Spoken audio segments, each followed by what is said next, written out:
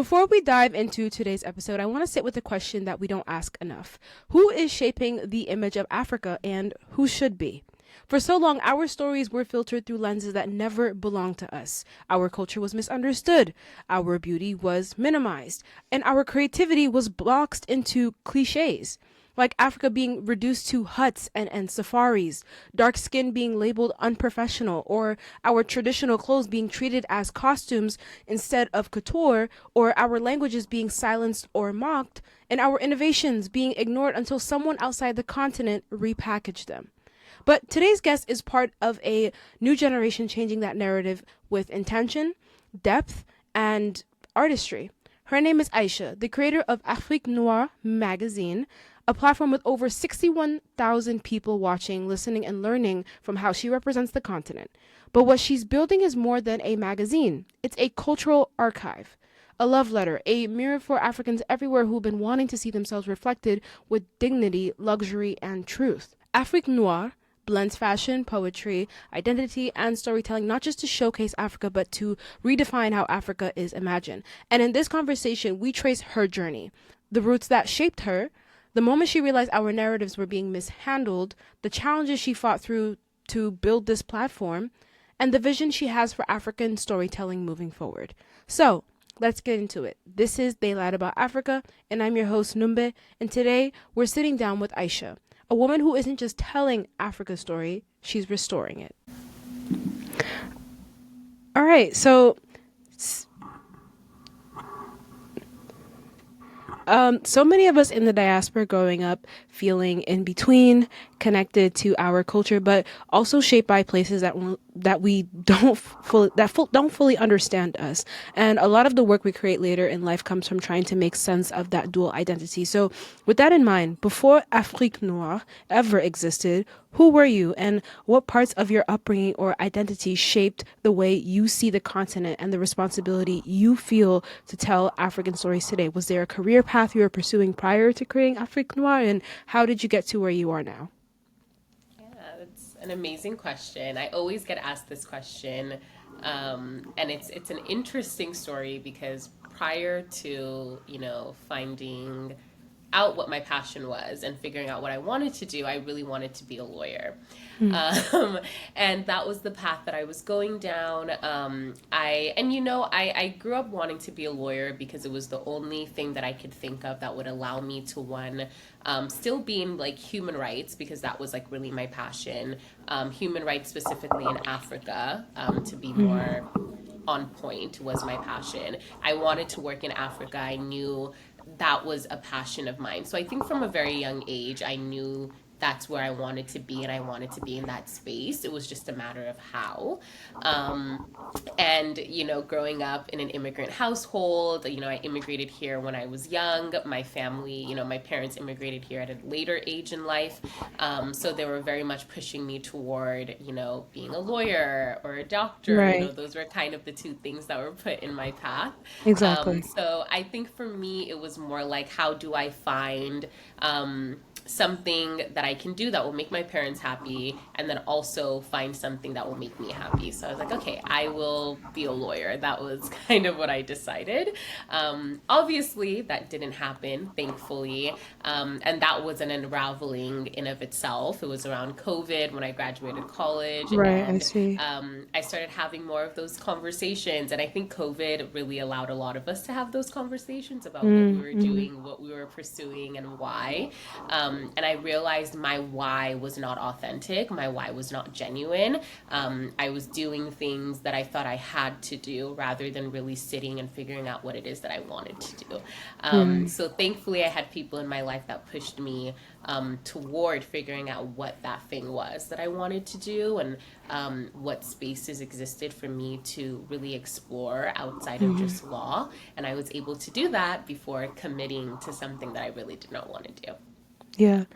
Well, that's a beautiful story. In fact, funny enough, I think we spoke about this over the phone when I was getting to know you a little bit more, but I'm also like on that path to law as well. And sometimes you have that moment where you're asking yourself, are you doing this for the sake of, other people? Or are you doing it really for yourself? Is this something that you genuinely want to do? So, but I'm glad that you were able to have, the discernment and kind of realize that like this isn't for me and I'm gonna go pursue like another path. And Yeah. it's really great also that you had people around you at the time who were fully supportive of that. Sometimes it can feel a little stressful or like a lot of pressure at times when you are trying to, maybe make your parents happy, but then also make yourself happy, and you get stuck in this in between, and you want to go down a path that is like going to protect you in some way, shape, or form financially and give you stability.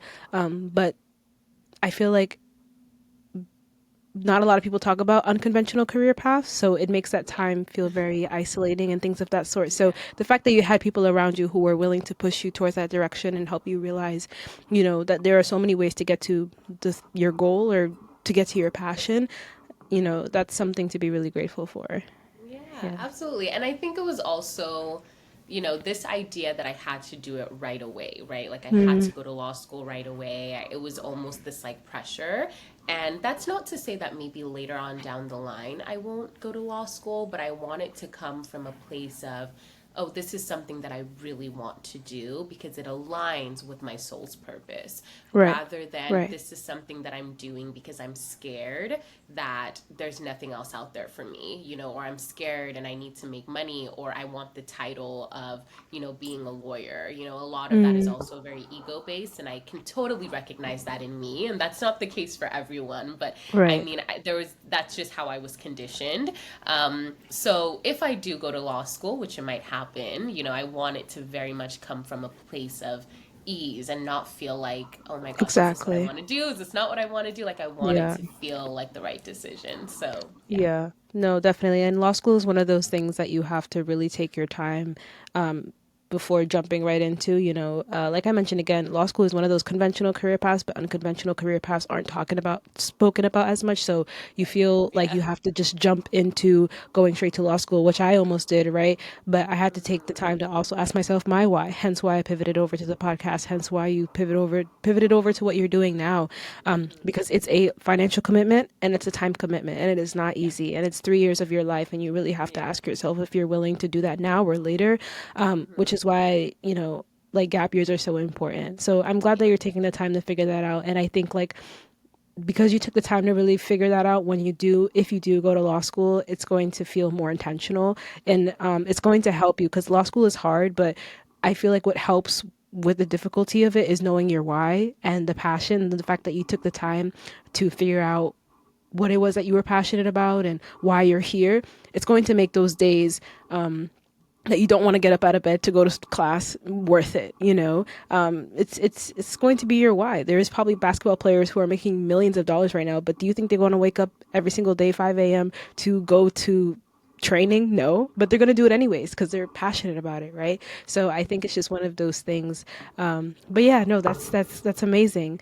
Now I want to move on to the next question. So everyone who usually builds something for Africa, whether that's you're in the United States and you're building something based off of African culture and values, or you build something on the ground, they usually had a moment, or from what I understand, like some sort of a frustration or realization, or even like a heartbreak that pushed them to start that, right? So what was the moment or experience that made you realize that there was a gap in how African culture, fashion, and stories were being portrayed, and that you needed to create something to fill that gap? Yeah. It's a great question. I cannot pinpoint the exact time, but I know my experience, and I know, moving to the United States, like I said, I moved here when I was relatively young. I, grew up in Southern California. I was surrounded by a lot of people that did not look like me, Of right? course, Like yeah. I was one of two black kids in my school all the way up until high school. I was the only African.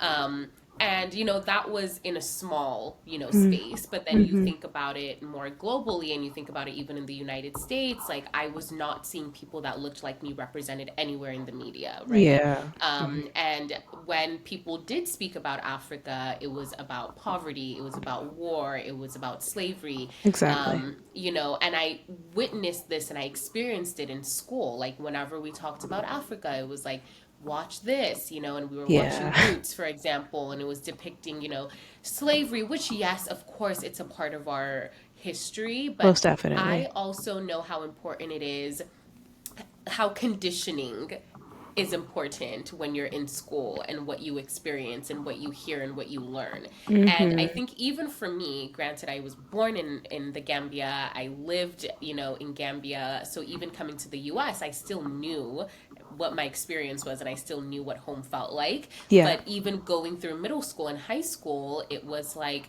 that was the conditioning that even I was undergoing, of right? So course. Yeah. imagine somebody who has no idea what Africa is like, and all they see are these a penny a day commercials and videos of, poverty and war. And that is what I grew up in the United States seeing. And although I was really young, I feel like there was always a part of me that was like, this is not accurate in the way that it's being portrayed, right? Yeah. And I think that is something that frustrated me because I felt like I Mm-hmm. was always having to defend, right? I was Yeah. like, well, Yeah. yes, there is war, but Of there's also course. war in other countries. Yes, there Right. is poverty, but there's also poverty in other continents and in other countries. So For sure. why is that our story, right? Mm. And I think, in starting this magazine and in starting this platform, that was what I was trying to really focus on, was not even just for people outside of Africa or people that weren't African, but even for like diaspora Mm. and black folks, in general. It's like, Right. do we know where we come from? Do we Mm. know, the richness and the legacy and the beauty that's within our home? Of And course.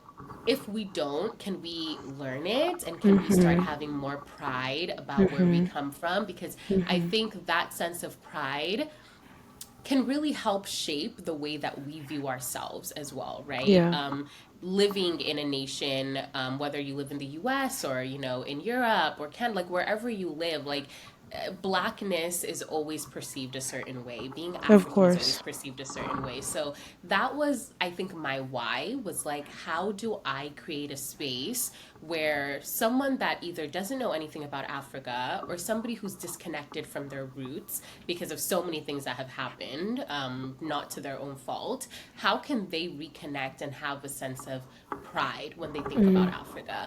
Mm. So I think it was a culmination of years of growing up in the United States, Yeah. of not feeling represented anywhere, Yeah. and of also just seeing things that I'm like, this is just not, it's not okay to depict an entire continent in the way that Africa has been depicted for Yeah. as many years. It's Of not okay course. to only show one side of a coin and not show what's on the other. And I think that is what me and so many other creatives, right? Like Afrique Noire exists, but we also have so many other creatives and Mm-hmm. magazines and platforms that are doing the same work. But, Most definitely. anytime somebody comments like, oh my gosh, I didn't know this, or wow, Yeah. Africa is so beautiful, like Yeah. that is what me and my team do it for.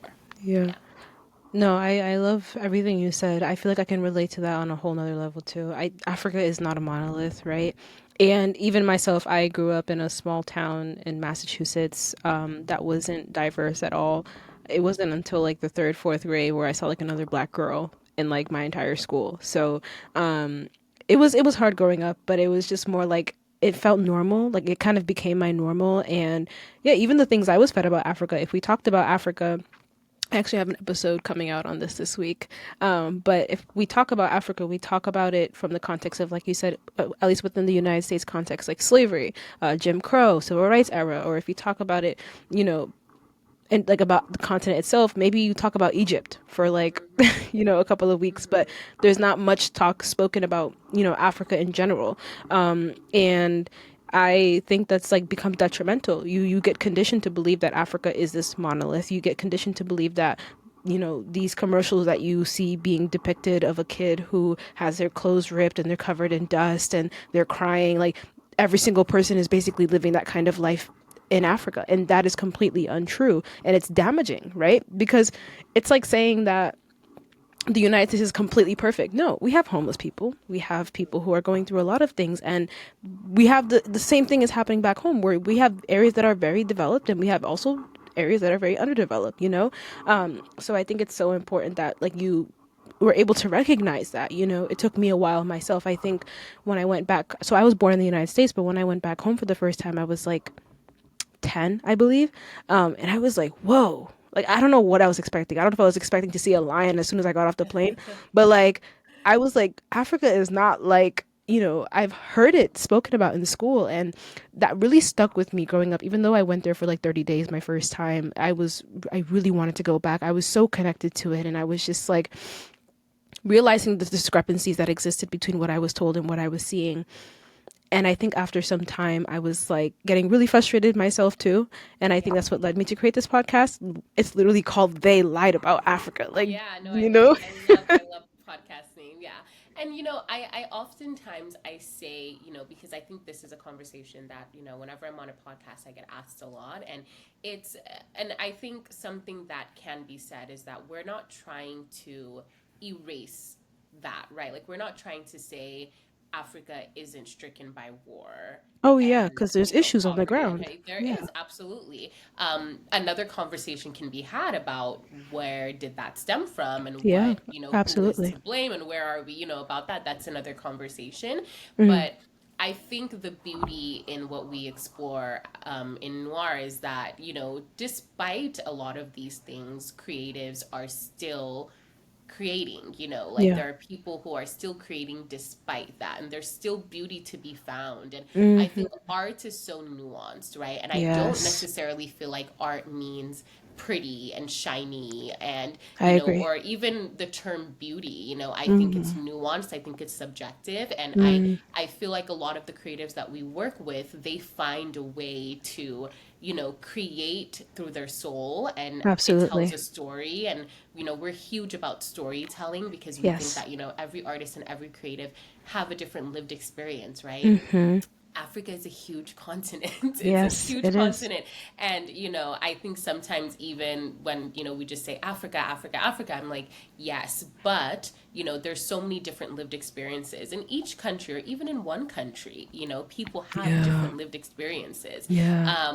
But I think art is a way that we can kind of, despite those differences, come together and view something and feel something. Yeah. And I think it's a common denominator amongst a lot of African creatives, and that's really Yeah. what we're trying to show. So it's not a matter of saying like Hmm. Africa is perfect and we're fine. Look at all of this beautiful art We that's have our being created. issues. Forget about everything else. Mm, It's like no, both can coexist, and we of can look at course. both and we can say here it is. It's not perfect, but here's the truth. And I Hmm. think that's what I really love about your podcast is like, it's not like there have been lies, about who we are and who the continent is Yeah. as a whole. And Yeah. I think it's important to showcase the truth, and the truth is Of course. nuanced. The truth is not perfect, Yes. but the truth is the truth, right? And then from Of course. there, you can move knowing that you Mm, know the truth. But otherwise, it yeah. just feels like propaganda. Yeah, no, I completely understand. It's why on my podcast I divided it into pillars like reclaiming the African story, diaspora and belonging, Africa now, and essentially as much as I talk about the amazing things that are happening on the ground, I also talk about the not so great things that are happening on the ground. But like you said, like it's very nuanced. Like you can't Hmm. just kind of put this one perspective out there and allow it to be the norm. No, because there are other things that are happening. We can't completely neglect that. And a really large aspect of my podcast is like motivating those within the diaspora to reconnect and reinvest back home some way, whether that's emotionally or through art or physically building something on the ground or building something here that represents where they come from. But it's just like you have to do it with in mind what is going on the ground, right? You have to understand the good things that are happening on the ground. You have to understand the bad things that are happening on the ground. You have to understand how we got to the good and to the bad, right? So I try to be very nuanced myself with that in that way. I guess like it's a form of art, if one were to say too. It is. It Um, is. but yeah, but yeah, that's really great. My next question is that in a world that moves really fast with TikTok and Instagram Reels and very quick, short fed content, choosing a magazine feels very intentional, right? And you're trying to create something that people are able to sit and resonate with and that is permanent. I would like to know, why did you decide to choose a magazine as your medium for storytelling? And what does this, I guess I would think it's like a little bit slower, but more curated format allow you to express about African identity that short form content cannot? Yeah. It's a great question, and it's so timely. We're finalizing our second issue right now, and I had to write, my founder's note that we have at the end of every issue, and that Yeah. essentially, was the theme. Was the art of slowing down. Yes. Yes. And yes, it was very intentional. It was very intentional. I knew, and we have social media, right? Like when we use social media, it's one of our biggest platforms. But at the heart of everything is this curated piece that we Mm. create, and put together, and the Hmm. interviews that we do, and the story that we tell. And it's very intentional. Yes. I feel like on social media, there's this level of disconnect, right? That I think is a lot of people try to like really feel connected on social media, but I think Mm. inherently the way that social media is, it's so hard to connect, right? Like you can Agreed. watch Yeah. one thing that's like, you watch it and maybe you feel connected to that, and you scroll and you're in a completely different space, and then you scroll again and it's something new. Of So course. there's no chance to just sit and like reflect on what it is that you just saw, or what it is Mm. that you just witnessed, right? Like Mm. as Hmm. soon as a video is done, the other one starts playing, right? Yeah. There's Yeah. so many things vying for your attention that I Most just think it's definitely. almost impossible to really practice, the art of looking, the art Mm. of looking and seeing and feeling. Of course. And that is really what I wanted to do. I wanted to intentionally curate a space where Yes. African art and African creatives could be witnessed, like Mm. truly witnessed, not just, scrolled through on social media. And, I think we curate our Instagram in a way as well that it's like you can take your time and really look at the art and Yeah. read the caption and learn about the creatives, if Yeah. you want. But the magazine was intentional because I wanted something tangible. I wanted Yeah. something that people could have, in their living room. And when people come and visit, they can sit down and take a look at it as well.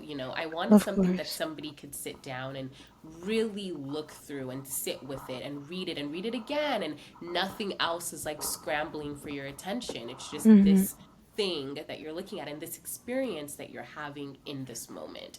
And I Yeah. think that is really the beauty of print. And when I was starting this, there were lots of people that were like, do people read magazines anymore? Like, are you sure you Yeah. want to do this? Is this a Yeah. viable Yeah. business? Like, and it wasn't coming from a place of like, meanness. It was just a valid question, because the Right. day and age that we live in is that nobody wants to sit down and read anything, right? Of Because we've just course. been conditioned to scroll on social media, and like if a video was longer than a minute, I'm not watching it. I'm not Mm. reading that article. It's so long, right? That's unfortunately what has Right. happened because of social media. Mm. Um, but I also know that, our audience, our niche audience, are people that want to escape that, are people who want to put their phones down and Hmm. connect, are people who want to really sit down and enjoy a piece of work, right? That Yeah. we've spent so many months putting together, and Yeah. really touching and feeling and looking at the beautiful photos and reading and immersing themselves in an entirely different world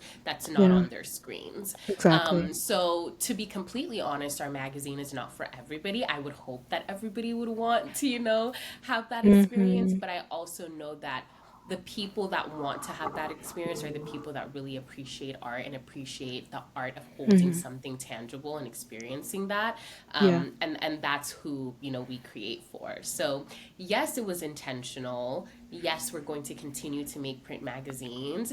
And yes, I do think that there's an audience for it, because I do really Hmm. see this shift away from constant scrolling and returning back Yeah. to, just sitting down and really reading something, and having that Hmm. experience.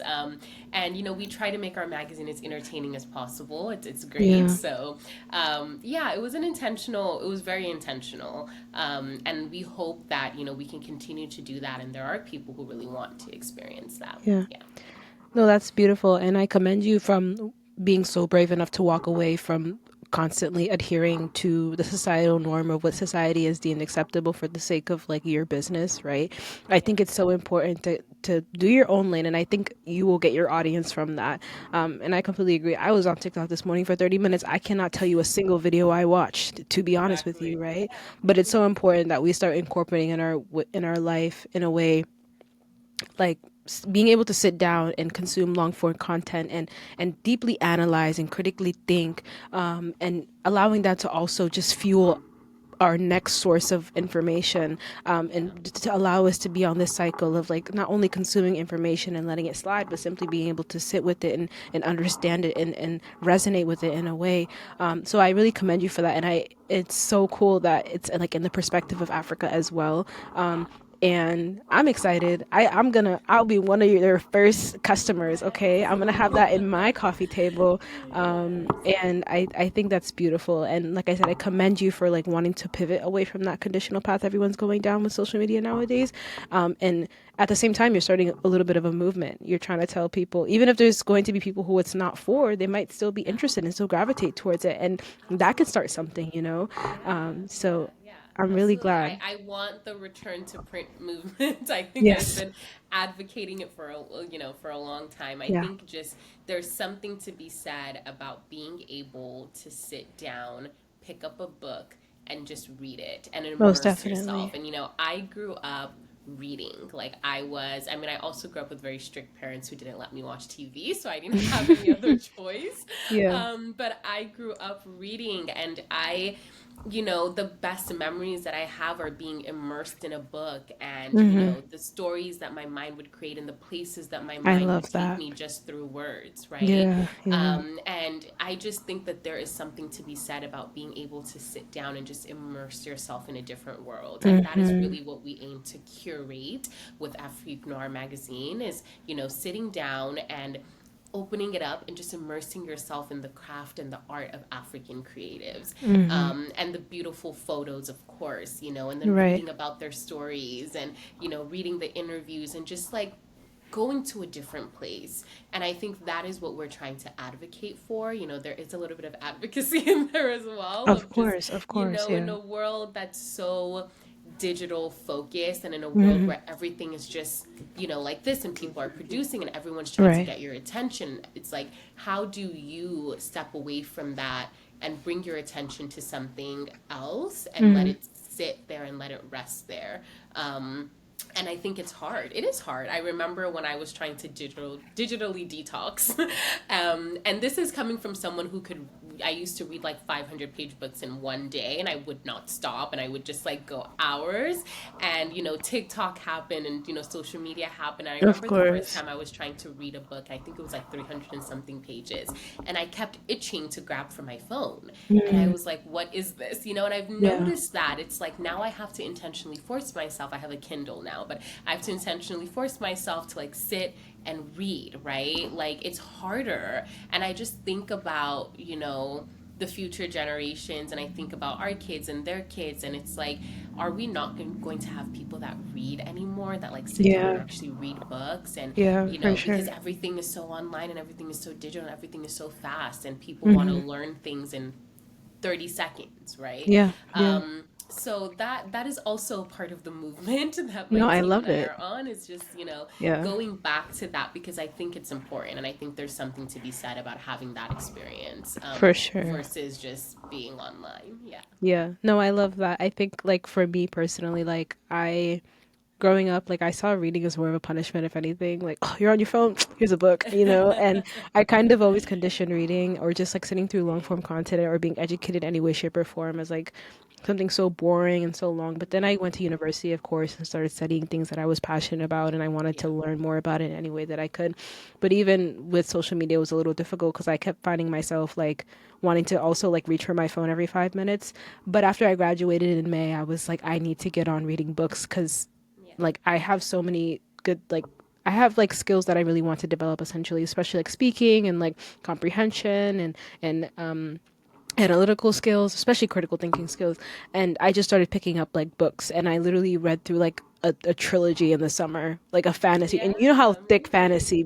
fantasy Yes. be thick, and I really enjoyed it, and I found it so beautiful to the point where it's like I dread going on my phone unless it's like Yeah, for the sake of my podcast. And like I'm so yeah, glad that I was able to like do that, because now it's like allowing me to look at other forms of other long form content essentially and educate myself through that, rather than sitting through and short circuiting my brain with these yeah. short form content. So I commend you once again for going down that path, and I really hope people will understand that, and it will also allow them and push them to explore reading or just sitting through something with something, and being able Yeah. to digest it as well. But yeah, so when I scroll through Afrique Noire on Instagram, I it feels like a love letter to our textures, history, beauty, creativity, and a lot of people in the diaspora kind of grew up without seeing themselves, like you mentioned, growing up in Southern California, and it almost feels like a new kind of archive, right? So, how would you describe the soul or heartbeat of Afrique Noire, and what deeper story are you trying to tell through the visuals and voices that you spotlight? Yeah, it's a beautiful question. And I always throw this question to my team. Yeah. In our team meetings, I'm like, what do you guys think? Like, what do you Mm-hmm. see? Or if we ever bring in somebody, and Yeah. we're doing interviews, and that's always my question, because I think when you're so in something and you are, the one that's curating and you're the one that's deciding what's going, it's hard to like take a step back and think, what do other people see, right? Of Like, what do other course. people experience? Yeah. But I will say, at the heart of what we're trying to create, is connection and it's reverence, I think. Mm. And I feel like the people that I've spoken to that have experienced noir, people that comment or DM us or Mm-hmm. send us an email, that is also what they feel. So I'm like, okay, Yeah. at least the we're doing well in what we aimed to do. Mm-hmm. But I mean, it's so layered, right? We show craftsmanship, right? We Mm-hmm. show people making things by hand, artisans, creating beautiful pieces that take Right. so much time and effort.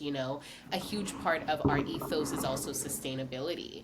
Mm-hmm. So how do artisans cultivate sustainability in everything that they're doing, and Yeah. how can other countries and other places mimic that, right? Of Like, I think we're course. definitely moving to an era where people are more they're more interested in sustainable things. And I think if we think about where the world is going and everything that's Mm-hmm. happening environmentally, Right. sustainability is at the core of what we need to do now to protect our future. Of course. So that's something that's a huge ethos for us as well. Mm-hmm. We also, talk a lot about the collective spirit of being African. Yep.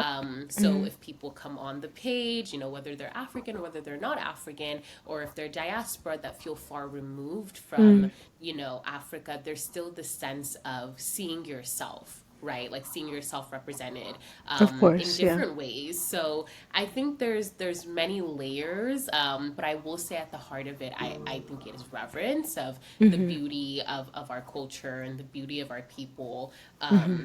And what the continent is doing right now and what everyone on the continent is doing. And I think it's beautiful to just get a peek, and I feel like we're the window almost where people can look through and see, wow, this Yeah. is all of the beauty and amazing things that are happening in Africa. So yeah. Mm-hmm. No, that's great. And I love how like your audience is like not catered to just like people on the ground back home or like people Yeah. here. It's, Hmm. whatever being African means to you, it is for you, I think. Yes, And exactly. that's what I find really beautiful about your page. Like anyone, maybe someone who is disconnected from their roots from through Yeah. generations, something they couldn't control, they still consider themselves African and they want to learn Yeah. about, their ancestors. They can go on your page. Yes. Someone who came here like yourself when they were really relatively young and they're trying to navigate Hmm. this new world but still feel connected back home, it's also for them. Someone who was born Yeah. here and see that their parents come from another country and they see the art in their Hmm. house, they see the languages they speak, the food they eat, they also want to feel connected. So it's so Yeah. nuanced, and I Yeah, think it that's like is. really beautiful about what you have created. Absolutely. And I think, I always talk about this invisible string that I think connects, black people. Of course. And I feel like Afrique Noire in the way that we've created it is really an act of remembering. Yeah. Because I do feel like, I mean, even for me, like I said, I came here when I was so young. Um, I, was in many ways conditioned. I feel very American, right? Like if Yeah. I'm talking to my family back home, they're like, I'm American by all standards. Yeah. But I still have, and I've always had this deep, innate longing and feeling and connection to my home.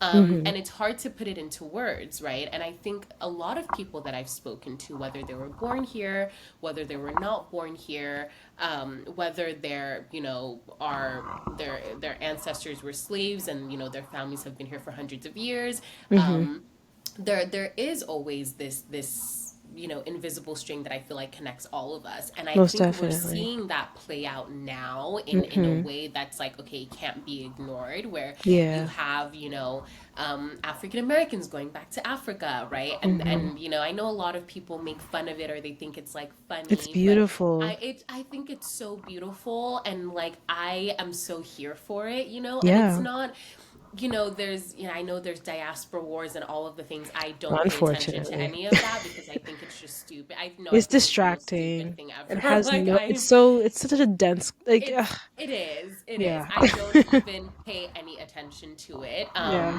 But I think if you look deeper and you see how beautiful it is, and I grew up around a lot of African Americans as well Of later on course. in life and high school and college, and I Hmm. think if you look back at how deeply moving it is to see people return to their home, right? Like the very places where their ancestors were taken so many years ago, Hmm. and if you think about, I mean, slavery was a very long time, but if you just think about how long the world has existed and how long we have existed as a continent, as a people, Hmm. more of their ancestors were in Africa than were not, right? So if you think Yeah. about that connection, and if you think about being uprooted, because that's what it was, right? Slavery was an uprooted, like folks were uprooted from their homes and their land and their family, and Hmm. then they were forced to Yeah. live and work and like do all of these things in a different space, and then their children and children's children's were a product of that trauma. So if you Hmm. think about how beautiful it would be to like return back to a place your ancestors were not able to go back to because they physically could not, I Hmm. think it's so beautiful, and I love when diaspora or African Americans or Afro Europeans, whoever it is, they look at our work and they like feel something. And I think that's what art is, right? You might not be able Hmm. to put it into words. You might not be Hmm. able to say, this is what I'm feeling, but there is a remembering, there's an aching inside a lot of people to feel connected to their home and connected to their roots. And I Right. think art, in many ways, helps kind of define that a little bit or helps bring Hmm. that out in way words can't, right? Words are so, like they're just words. I feel It's like too there's only much. so much, yeah, there's only so much you could say to describe Yeah. how you're feeling.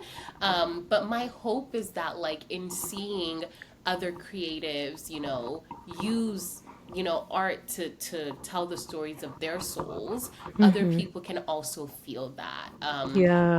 I think it's beautiful. Like I love it. I love everyone going back to Africa. I'm like, yes, like please go, like have the experience, Yeah, for be sure. back on the land that your ancestors used to walk. Like Hmm. I love it. Yeah, I love it. Yeah, no, I love it too. And like you said, those diaspora wars make no sense to me. I will never be able to comprehend it, but don't pay no mind either. Yeah, But I it is don't such pay a any beautiful attention to thing. It them. is such a beautiful thing. But no, you just made me think about art so differently. I feel like we think of communication as writing and speaking, but things can communicate to you as well, like art. Like there's like a painting behind me of like an African woman, and like when I have like friends come over in my house and they like see that, it like they don't have to say anything, but I can tell it makes them feel maybe a certain way. And that could be Yeah. maybe they're from like the islands, the Caribbean islands. Maybe they're from like back home and maybe they're from here. But art also speaks to you in ways that you can't understand. And it just made me realize like sometimes, like, if I can't explain something through writing it down or just saying it, I'll try to, it's like maybe I should try recreating it in a form of art and it'll be just as productive. So you made me think about that in an interesting way, which I love. Yeah, no, Um, absolutely. Yeah. Yeah. But yeah, so platforms that celebrate blackness and Africanness, we often they often face a lot of difficulty or hurdles that people never really see. I tend to see a lot of platforms that are created based off of this, and they don't, you know, survive for a long period of time. That could be for multiple reasons, right? But there could be lack of funding, support, or some people just don't see the vision, or you doubt yourself to the point where you just completely stop. What were some of the struggles you faced in the early stages of building Afrique Noire, whether it was creative, financial, or emotional? And how did you push through the moments when the mission felt really heavy? And how did you manage to go over those hurdles and keep it sustaining, especially something that is like unconventional, which is why I love like bringing on guests, because you hear about people starting businesses or starting some sort of like a thing of their own, but they don't talk about what they have gone through, because it's not easy, right? And it's not conventional. It's not something where you're getting a paycheck every single month or every single week or bi-weekly. It's a process. So could you walk us through that, and talk about how that experience was for you? Yeah, absolutely. And, I thankfully haven't experienced too many hurdles. I will say Yeah. that. Yeah. But I think, when I was starting off, I think I'm somebody that's aware of myself. I have a lot of self awareness. So I know what I'm good at and I know what I'm not good at. Um, and I always tell this story because it's very funny. And I always tell people, if you ever have the time, scroll all the way down to the very first like 5, 6 posts that Afrique Noir ever posted. Hmm. And then compare that to where we are now. And you will Yeah. be able to tell that I was the one doing the graphic design in the beginning and I'm not Yeah. anymore. Right. Right. Because I'm not a graphic designer, right? But I Yeah. took a leap of faith and I was like, you know what? This is what I want to do. How am I going to do it? I don't know. But, Hmm. I love the quote is, I'm going to butcher it, but essentially it's like, as you walk the path, the way, as you walk the way will appear. I think that's the Yes. quote. And that's exactly how it was for me. I kind of had to start, and then as I started, the path then started to appear. People reached out to me. They wanted to collaborate, or people were like, oh, I'm a social media manager, I'm a graphic designer. And I knew I definitely wanted to hire from the continent because I hadn't lived in Africa in so long, so I just wasn't able to. I felt like I wouldn't be able to tell the true and authentic stories in a way that somebody that was currently living on the continent could. Right. So essentially, sorry, can you hear me? Yeah, I can hear you. Okay, okay, awesome. I like froze for a second. So essentially, I hired quick and I hired well, and my team has been the one to really help support our growth and support our mission as we moved forward. But outside of that, there weren't too many hurdles that I faced yet. Yeah. I think we're still growing. I'm sure more things will come along the way, but I think having a strong team that's willing to support you and back you and be there for you is really helpful in any kind of endeavor. Yeah, I think it's beautiful. And one thing that you mentioned, that actually, as you're actively speaking, I'm trying to go to the really bottom of your Instagram. But I was gonna say one thing that you mentioned is like it's so important to just start. I think like as soon as you just start, everything will just like work out in its way. And especially if it's something that's you're kind of like a pioneer in, or is very niche, like it's going to attract a lot of people, and they're going to find it just as moving as you felt starting it. And I think that's the same experience I had myself. I started my podcast not knowing what I was doing, how it was Yeah. going to go, doubted myself a lot of times, but then views started slowly kicking in. I started having people sending me messages as well. I started having people reach out to me asking to be on the podcast and talking Ah. about what things that they have built, right? So I think it's Mhm. definitely a process. It's not meant to be like quick, and it's not meant to you're not meant to see results right away. And I think that's like the beauty of it, right? And it Yeah. kind of like humbles you as you go along, and it allows you to be more intentional with what you want to put out moving forward. And you think about your audience a lot more. You get to know your audience a lot more. I think in a digital age where like we constantly want that like instant gratification, Exactly. Yeah. we kind of don't want to sit through the hard The part of it, hard parts. Yeah. Yeah. And a And it's like lot the of it is best. Yeah. hard and it's mundane, right? Oh But yeah. it's Yeah. going through the same thing over and over and over again. Every Yeah. week, our team meets, we figure out Mm-hmm. which creatives we're going to feature, and it's very mundane. The things are Mm-hmm. happening over and over again. And I think in terms of the world that we're in today, and everyone, shows you the end result, I think. So people come and they're like, oh, I created this app, or I have this business and now I'm a millionaire, right? But it's Yeah. like nobody Yeah. shows you the beginning and the work and the repetition and everything that it took to Mm-hmm. get there. And for me, I don't have a, if you were to ask me today, I would say even if tomorrow we had to for some reason stop Noir, I do feel like it was successful. And I wouldn't say that it was Mm. successful because it brought in so much revenue. But I think, It's not about the numbers. Yeah. it's for me, it's not. And obviously, I understand the importance of having a sustainable business because I want to be able to Mm-hmm. pay my team well and I want us to grow. And that Mm-hmm. ultimately is the goal. But I also Mm-hmm. feel like things like that take a lot of time. Mm-hmm. And as long as you're willing to invest the time and energy to sit through and really work through the hard times and work through Mm-hmm. the days where you're like, is this worth it? Is it not worth it? And Mm-hmm. as long as this is something that you're passionate about, I Of feel like course. you just have to keep going, right? You have no Yeah. choice but to keep going. Yeah. And I don't foresee us stopping anytime soon, but like I said, even if we were to stop, Mm-hmm. the connections that we've made, the stories that we've told, the people that we've supported, the creatives that we've Mm-hmm. given light to, the people DM us like, thank you so much for featuring me, I've gained this many new followers, people have bought my Oh. art, Yeah. I'm, all of these things, I'm like, okay, like this is great. If it ended tomorrow, I'd be like, okay, awesome. What's next? Like what else am I Mm-hmm. supposed to be doing? Like, how else can I continue to, pour into a business, whether it's mine or somebody else's? Like, I'm very open Yeah. to wherever this journey takes me. And I think Yeah. that's the beauty Yeah. of it. So I don't put pressure on my team to perform. Like, it just Mm-hmm. so happens that we grew very quickly, but that wasn't even Yeah. truly the goal. Yeah. So I don't put this pressure for us to perform, for us to like, make millions of dollars overnight, or, sell. Like, that's not really the Mm-hmm. purpose. As we grow and as revenue comes, it's great. And, we work toward that, but it's never something that's at the forefront of our minds. And I think Yeah. that's also what makes the business, the feeling of the business the way that it is that we're Yeah. not trying to be something we're not very quickly. Yeah. So, mhm. No, I love that. I think it's just something that you have to like be very open-minded about and just go with the flow with. I've been taking the time to do that as well with my podcast, but we'll see where everything goes. But I'm glad that you guys are doing that, especially with something like art. It's really good to kind of just like sit with things and take your time with it and allow things to come and go. But I'm glad that like, something that you said stuck with me was like regardless of, the numbers, the fact even if you were to stop like today, like you think it was really successful. And I think that really goes to show how passionate you are about it.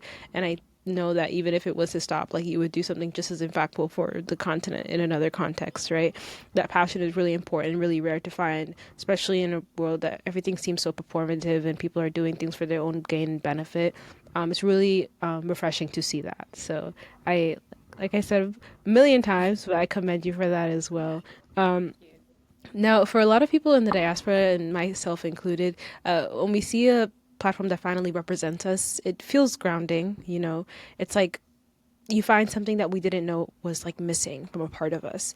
And creatives, and for the creatives who are on the continent, being seen and in a dignified and intentional way can be incredibly validated, especially considering the many things we were talking about earlier, like those charity commercials or how we've been portrayed, through our education system in the West. Now that Afrique Noire has grown, right? I believe your platform currently sits on, well, your Instagram sits on 61,000 followers.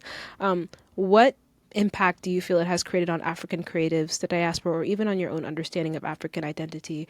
You did mention that you had people reaching out to you, you know, saying that they're really grateful for what you have done and that it's kind of like a snowball effect. You Yeah. put them on your platform and then they're getting these followers. People are supporting their businesses in a way that's validating them. They're probably putting food on the table for their families and things of that sort. But you can go into depth a little bit more with that if you'd like. Yeah. Yeah, I mean that's a huge part of it, right? Is the actual creatives that we feature, and it's almost it's fun because we'll have creatives who are maybe starting out and they're like, hey, like I'm just starting out, but just know that in a few months or in a year you're gonna post me on your page, like Yeah, yeah. it's that energy of like I'm going to be on this page, I'm going to be featured here, and I'm Mm-hmm. gonna work toward it, and it's like there is something and somewhere now where they know that they can be, right? Like they're like, Exactly. if I do this, if I work hard, there's a space that will actually, showcase my art, and a platform that will actually, reward me in a way for like all of the work that I've been doing. Whereas Mm-hmm. before, I think, a huge thing that I talk about when I talk about Africa and when I talk about the African creative economy Mm-hmm. is infrastructure.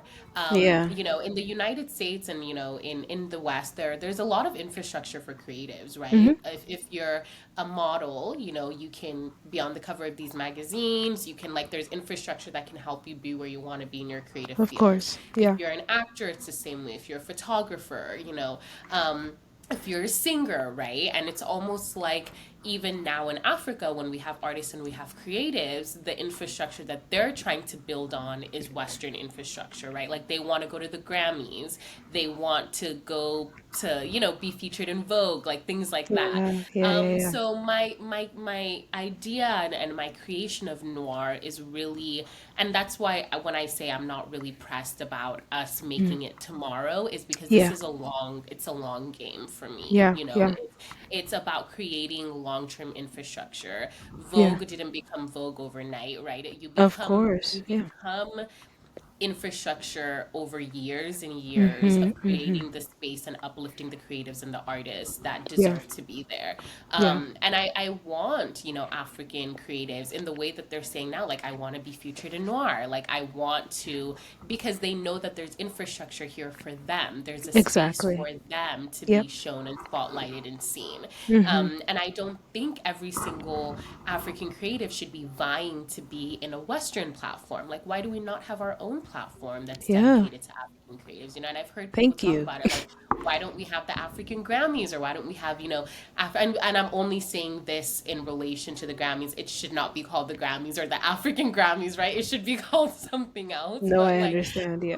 like, why don't we have that kind of For sure. infrastructure that supports African creatives? I mean, the African creative economy is a booming industry, and Mm-hmm. other countries and other continents have taken advantage of their creative economy. If you look at the Yeah. United States, the creative economy here is what really fuels a lot of our capital, right? Like you Mm-hmm. have actors, you have, the movies, you have so many different The layers music. of music, right? Like, and it brings capital, but it also brings a sense of joy. It brings a sense Yes. of, people, a sense of status. People know that they can work their way up and be featured in Mm-hmm. Vogue. They can work their way up and get a Grammy. They can work their Mm-hmm. way up and get an Oscar. There's reward for the work that they're doing. Mm-hmm. And I think that's the infrastructure that I'm trying to create with Afrique Yeah. Noire, is that there can be reward for the work that you're doing. And the Yeah. work that you're doing is just as important, as Mm-hmm. somebody building a fintech company.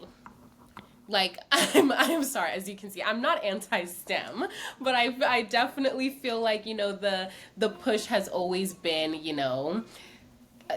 very tech heavy, very, Yes. which is fine. Like, I think tech is great. I think tech is a great advancement.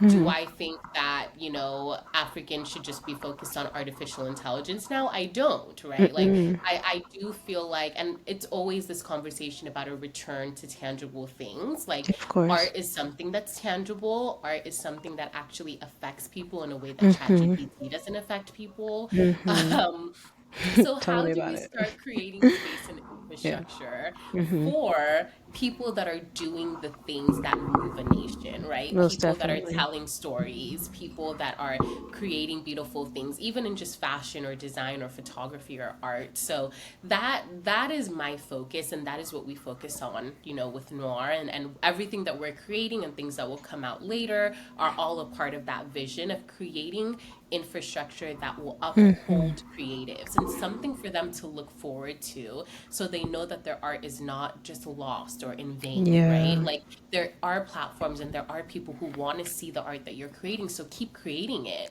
There are Hmm. people that will reward you and, buy your art and uplift you and give you a platform because what you're doing is important and what you're doing matters. So Hmm. that is, I guess, also back to your question of the soul of Afrique Noire is really Hmm. we're here to amplify and uplift African creatives in all Right. forms, and we're here to show them that they don't need to go elsewhere to receive that praise. Most We're here to definitely. create it for Africans. So, Yeah. yeah. Yeah. I think that's so important. That's a discussion that I tend to have with those around me and on my podcast a couple of times. But I think it's so important that there's this strive for like go to the West, go to school in the West, get a job in the West. And I get it because like if you think about it, especially, you know, in a lot of African countries, they have not been independent for so long and they're still trying to rebuild from the repercussions of colonialism, and there's a Yeah. lot at stake, and people kind of just want to chase what's happening in Europe or in the West to the point where it even takes over their like form of creativity. Yeah. And I think it's really great that you're trying to create that infrastructure. That's a really, really intelligent way you put it. And yeah, so they have something to look forward to. So they feel like that they don't have to rely on like going to the Oscars or the Grammys or being on Vogue, right? There's like another outlet for Africans, and I cannot wait to see like in like 5 years someone's like, I made it on Afrique Noire and this is at the top of my resume. I think that will be so rewarding for so many people, having something that represents the continent and where they're from, and not just something that's like so Western heavy. But yeah, that's amazing. Now, my last question is Africa. It is evolving so fast. I know within the next couple of years, more than 60% of the world's youth are going to be located in Africa. And many Gen Z Africans are reshaping the culture, fashion, entrepreneurship, the way the world sees us, like you're doing yourself. And platforms like yours are, heavily a part of that transformation, right? Now, when you look ahead a few years from now, I know you talked about infrastructure a little bit. What do you envision Afrique Noire becoming? And what new stories, mediums, or frontiers are you excited to explore next? Is there a project coming up that you would like to share with the audience? I know we spoke about this a little bit on the phone as well. So tell us about Hmm. that, and what your vision for all of this is. I feel like my vision is always evolving, right? Yes. Initially my vision was just to have, an Instagram page, and then, that developed to a magazine, and, now we're moving through the stages. But as I think about the future, like I said, thinking about infrastructure, I think Afrique Noire being the hub and the space for African creatives in all formats, Mm, and being the platform that really highlights creatives and gives creatives opportunities, right? Because of a huge course. part of it is about creating that space and creating opportunities for them Yes. Yeah. to feel like the work that they're doing has merit, and that Mm-hmm. this is something that they can actually do. They can follow their soul's purpose. Mm-hmm. Um, and it's funny because our next issue is coming out soon. The date I'm to excited. be announced, and it's called The Artist Dilemma. So this is our homage to artists who are creating despite this push and pull, I right? love that. This Yeah. should I go after, something you and I were talking about earlier, should Yeah. I go after my dreams and should I pursue where I feel like my soul is calling me to? Or should I go to where the money is, right? Or should Yeah. I go to where I can actually make money and provide for myself and my family? And Mm-hmm. it's such this is an issue everywhere. So, Of even course. in the magazine issue, we talk about it universally. But I think in Africa it's more pronounced because there's this, like I said, a lot of our countries are young. We don't have a lot of infrastructure for Mm-hmm. our people. So when we talk about art, sometimes people look at us and we're like, why are you talking about art? Like we need to, do this and do that. We need to make money. We need to, like, there's always this like energy, and it's rightfully so. I'm not going to like, I think I sit at a place of privilege to be like, I can pursue my art, right? Like Yes, I can yes. do that. And a lot of people don't have that same privilege. Mm-hmm.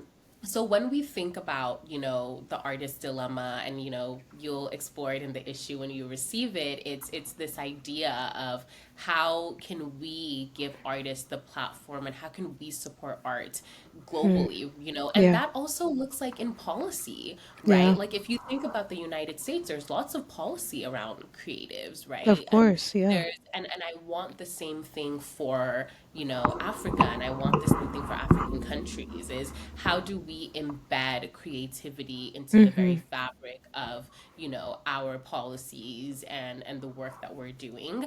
Yep, And I think it's a longer conversation, but one that's, for being sure. had, with, things like Lagos Fashion Week and Dakar Fashion Week, and, Mm-hmm. Mm-hmm. different, there's conversations now about the African creative economy that are, Mm-hmm. at the forefront. Whereas, and I think there's always been conversations. This is not new. I'm kind of Of just course, yeah, hopping on a train that's already been in yeah. motion. But I think it's important to think about, as much as we think about tech and finance and money and capitalism and all of those things, I think it's important for us to also think about creativity and art and Mm-hmm. wonder, and think about how that affects a nation, and how that affects a person at their core and their Most soul. definitely. And, art has always been around, it's not new. Mm-hmm. But the way that we perceive art, I think, has changed because we now live in such a capitalistic world, Uh-huh. truly, that's Yep. pushing for, no, you need to do something that makes you money because you need to be rich. But Yes. it's like, to what end? So that's when I think about noir, and when I think about our future, that's what I really think about. I think about Mm-hmm. us really, promoting creativity in Africa in all For sure. aspects. Yeah. And as for what we have coming up, we have a lot of exciting things coming up. Mm-hmm. Next year, we are launching Afrique Noire Edit, which is our, incubator program for African fashion designers, which is very Oh, exciting. that's so cool. Yeah, so we will be partnering. Each new collection that we drop within this incubator will be partnering with a new African designer. So, I mean, I think, I'm not sure how much you know about African fashion, but it's very hard to, Mm-hmm. launch your own fashion line or create your own, Yeah. collection, just because it's expensive. And a lot of the fashion designers we have, the more prominent fashion designers, are actually diaspora that have gone back. And Yeah. um, Interesting. Yeah. so we're trying to think about how can we continue to foster an environment where we can support, creatives, whether it's Mm-hmm. financially or it's giving them a platform. Yes. So the edit will be out next year. We have our first, designer that we're partnering with. She's currently making a very beautiful collection. Wow. And then the goal is that every new collection will have a new creative to introduce to our audience and introduce to Mm-hmm. the world, and help them, get their foot in the door Yeah. of fashion design. So it's very exciting. Our next issue, like I said, the Artist Dilemma is coming out. We also have some merch that we're dropping soon. So lots of exciting things coming, from Yeah. our end, and our team has been working really, really hard. Like I said, everything we produce with intention. I mean, we've been around for Mm-hmm. like 2 years now. Everyone's been like, "Where's your merch?" I'm like, I don't want to just create a T-shirt that says Noir, right? Like, we want Yeah, it to I be understand. intentional. So our merch will be just as intentional as Of our course. magazine. Yeah. Yeah. Well, I am so excited for what's to come. I will definitely be staying posted, and I will be checking in every now and then. And for those who are listening, if you want to check out Afrique Noir's website or Instagram page, everything will be linked in the show notes if you're listening audio only, or if you're watching via YouTube, will also be in the description box. And I cannot wait for everyone to go and see the amazing things that you are doing. I should thank you so much for joining me on today's episode of They Lied About Africa. You have inspired me so much, have given me a lot to think about, and I cannot wait to see, like I said again, where all of this goes. And I commend you for everything that you are doing. It is not easy, right? To do something that is considered the, I don't want to say abnormal, but it's just like unconventional. Once again, I think it's like sometimes a little difficult at times to like try to pursue some sort of a passion in an unconventional way. But the fact that you have started it, is an achievement in and of itself already. And the fact that you are, even though you have left Gambia at such a young age and you came to the United States and you somehow established your life here, are willing to still build the life based on where you came from. That's also something very commendable and I'm so excited to see what's to come of you. And I hope a lot of people are able to take away so many beautiful lessons about art, about what it is to be African, about African narratives, where to get your media from, and things of that sort. And I know you're going to inspire so many people. Like I said, feel inspired already. But yeah, thank you so much for coming on this episode. I really Thank appreciate you. it. Thank you so much for having me and well done. We're also really excited to see all that you have to offer and continue to offer. And thank you for creating the space as well. I think it's really important. So Of thank you. course, not a problem.